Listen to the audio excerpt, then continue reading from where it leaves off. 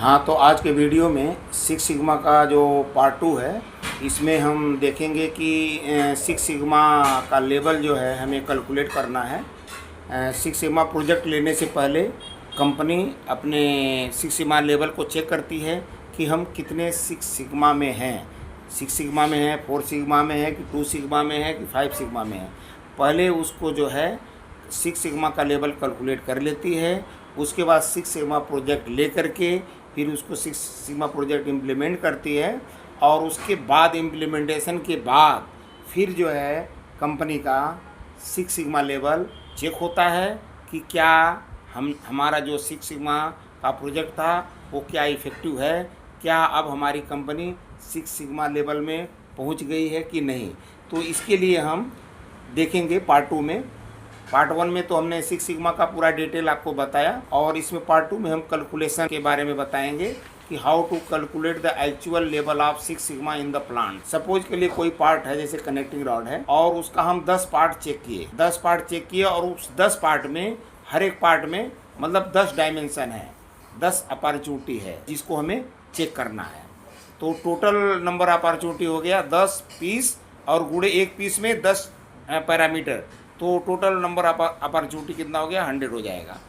तो अब हम 10 पीस को चेक कर रहे हैं। ये हमारा सैंपल है S1, S3, S4, S5, S6, और एक सैंपल में इतने पैरामीटर हैं। उस पार्ट का लेंथ है, आउटर डाया है, इनर डाया है, थिकनेस है, फ्लैटनेस है, प्लेटिंग हुआ है, प्लेटिंग अपीयरेंस का कंडीशन, हैवी डेंट अपीयरेंस में भी आएगा, क्रैक अपीयरेंस में आएगा, पैरेलिज्म और रनआउट। ये 10 जो है पैरामीटर हैं, 10 डायमेंशन है। इसको 10 अपॉर्चुनिटी भी बोलते हैं। तो ये जो एक पार्ट में ये 10 पैरामीटर को हमें चेक करना है। ऐसे कितने चेक करने हैं, ये 10 पार्ट चेक करने हैं। तो 10 पार्ट और 10 parameter, 10 part into 10 opportunity is equal to total opportunity हो जाती है 10 इंटू 10 इज इक्वल टू 100। अब पहला जो सैंपल है, पहले सैंपल को हमने उठाया, उसका लेंथ चेक किया, ओके मिला, आउटर डाया NG मिला, अंडर साइज मिला, इनर डाया ओके मिला, थिकनेस भी ओवर मिला, फ्लैटनेस NG मिला, out of tolerance, plating NG मिला, डल मिला, हैवी डेंट भी मिला, उसमें क्रैक नहीं मिला, पैरेलिज्म का उसमें इशू आया, और रनआउट भी NG था। तो इस तरह से एक पार्ट में ही हम ये 10 पैरामीटर चेक किए तो हमें 7 डिफेक्ट मिल गए। यानी एक पैरामीटर मतलब एक अपॉर्चुनिटी से एक डिफेक्ट मिल जाएगा। तो हमारा ये 10 पैरामीटर है एक पार्ट में, तो हम 10 पैरामीटर को चेक किए तो 7 पैरामीटर डिफेक्ट मिला, यानी नंबर ऑफ डिफेक्ट 7 हो गया एक पार्ट में। दूसरा पार्ट, दूसरा सैंपल लिया, इसमें सारा लेंथ चेक किया, सेम सभी पैरामीटर चेक किए, 10 पैरामीटर चेक किए, और 10 पैरामीटर ओके मिला, यानी इसमें टोटल नंबर ऑफ डिफेक्ट 0 है। फिर तीसरा सैंपल लिए, उसका हम 10 पैरामीटर चेक किए, इसमें भी कोई डिफेक्ट नहीं मिला, सब ओके मिला। चौथा जो सैंपल लिया उसमें लेंथ ओके तो मिला, लेकिन आउटर डाया फिर अंडर मिल गया, इनर डाया अंडर मिल गया, थिकनेस अंडर मिल गया, फ्लैटनेस NG हो गया, प्लेटिंग NG मिला, हैवी डेंट नहीं मिला, क्रैक भी मिल गया, पैरेलिज्म NG मिल गया, और रनआउट ओवर मिल गया। तो ये जो है हमारा 10 पैरामीटर में ये 8 पैरामीटर तो हमारा NG मिल गया। केवल 2 पैरामीटर हैवी डेंट और लेंथ, ये 2 डायमेंशन ओके मिला है, बाकी 8 डायमेंशन हमारा NG मिला। तो ये 8 डिफेक्ट हो गया, एक ही पार्ट में 8 डिफेक्ट। या पहला जो पीस था एक ही पीस में 7 डिफेक्ट। अब जो है 5वां सैंपल चेक किए तो उसमें कोई प्रॉब्लम नहीं आया, 10 के 10 डायमेंशन ओके मिला। फिर 6वां सैंपल लिया, उसमें सारे 10 डायमेंशन चेक किए, 10 डायमेंशन हमें ओके मिला।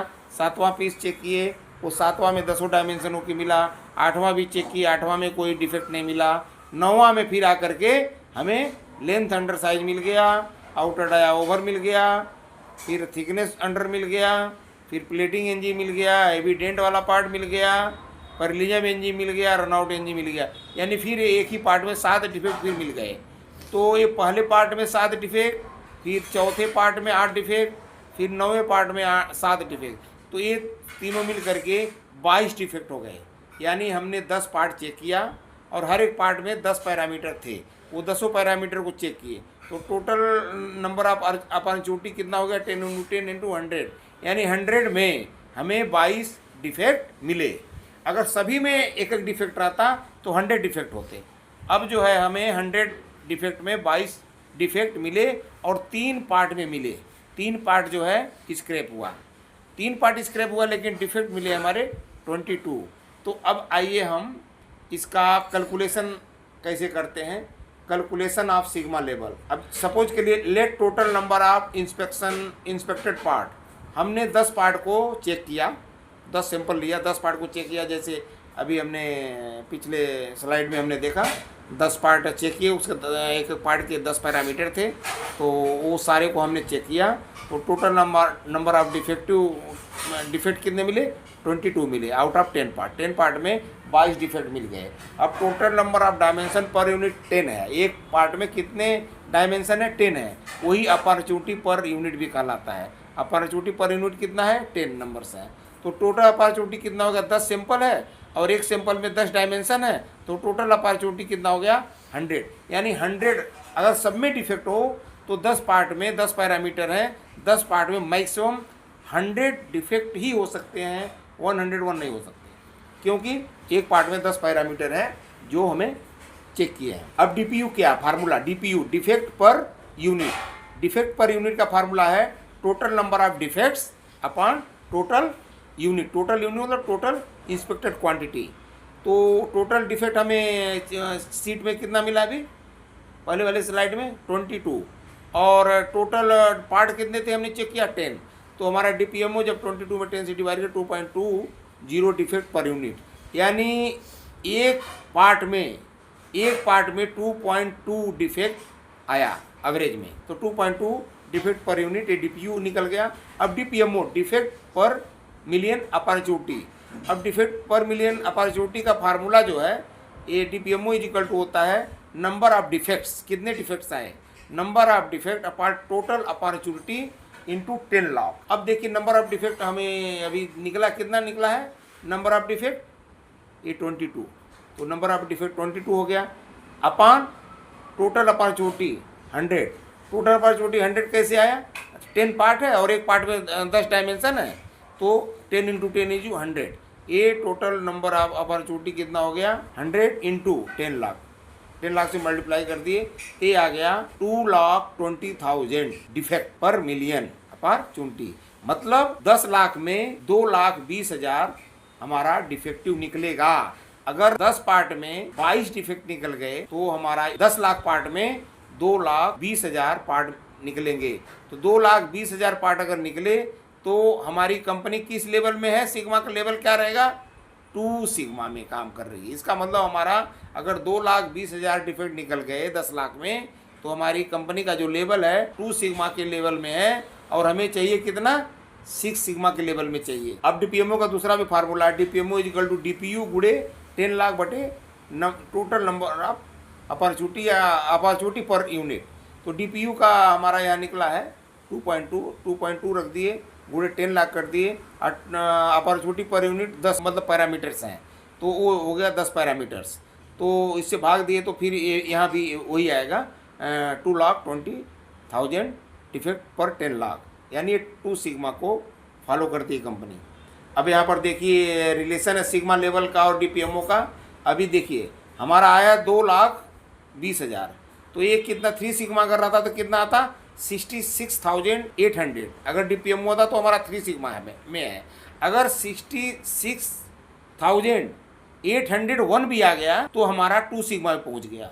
यानी 2 सिग्मा का लेवल क्या है? मैक्सिमम 3,08,000 डीपीएमओ है। अगर 10 लाख में 3,08,000 डिफेक्ट मिलते हैं तो हमारा 2 सिग्मा लेवल में कंपनी होगी। इसका मतलब ये है कि हमारा 2,20,000 डिफेक्ट निकले, इसका मतलब 3 सिग्मा से क्रॉस करके 2 सिग्मा में आ गया, 3 लाख के कैटेगरी में आ गया। तो इस तरह से हमारा डीपीएमओ निकल जाता है। अब if 6 sigma is equal to 3.4 DPMO, it means कि only 3.4 defect made out of 10 lakh. 6 sigma is equal to 3.4 DPMO का यही मतलब है कि हमारा जो है 10 लाख पार्ट में केवल 3.4 डिफेक्ट निकले, 3.4 पार्ट नहीं निकले। हो सकता 3.4 डिफेक्ट एक ही पार्ट में हो, इसलिए डिफेक्ट को कंसीडर करता है सिक्स सिग्मा, न कि पार्ट को। डिफेक्टिव को नहीं कंसीडर करता है, डिफेक्ट को हमेशा काउंट करता है। What is the full form of DPMO? Defect per million opportunity. और फार्मूला कैलकुलेट के लिए DPMO is equal to number of defect upon total opportunity गुणे 10 लाख। और what is the full form of CTQ? Critical to quality. Critical to quality का भी formula number of defect upon total part गुणे number of dimension in one part, यानी जैसे 10 dimension था तो 10 into 10 लॉ। What is the full form of DPU? DPU का full form है defect per unit. Formula DPU का DPU equal to total number of defect upon total inspected quantity या total production quantity या total unit. अब what is the difference? आ relation between DPU and PPMO. DPU it is measure defect per unit. एक part में कितने defect हैं वो DPU major करता है। और डीपीएमओ क्या है? It major defect per million opportunity, मतलब 10 लाख में कितने डिफेक्ट आए वो डीपीएमओ मेजर करता है। डीपीएमओ का फार्मूला है DPU into 10 lakh divided by opportunity per unit, या डीपीएमओ का सेकंड फार्मूला है DPMO is equal to total defect upon total opportunity into 10 lakh. अब अपॉर्चुनिटी क्या है? अपॉर्चुनिटी यही होता है कि total number of parameter in one part. एक पार्ट में कितने पैरामीटर हमने चेक किए। जैसे हमने एग्जाम्पल में एक पार्ट में 10 पैरामीटर लिए थे, कि कहीं पर एक पार्ट में 20 पैरामीटर भी होते हैं, और तो ड्राइंग के हिसाब से उसके डिजाइन के हिसाब से वो पैरामीटर प्लस माइनस होते रहेंगे। जितने भी पैरामीटर हैं वही अपॉर्चुनिटी कहलाता है। और what is opportunity per unit? मतलब एक यूनिट में कितना अपॉर्चुनिटी है, कितने डायमेंशन है वो ये बताता है। और what is total per opportunity? Total opportunity में क्या होता है? Total dimension in one part अगुड़े टोटल पार्ट। जैसे हमने एग्जांपल में लिया था 10 पार्ट लिया था और एक पार्ट में 10 डायमेंशन थे, तो टोटल मतलब डायमेंशन 10 हो गए और गुड़े टोटल पार्ट 10 हो गए, तो 10 इंटू 100 ये टोटल अपॉर्चुनिटी हमने निकाल लिया था।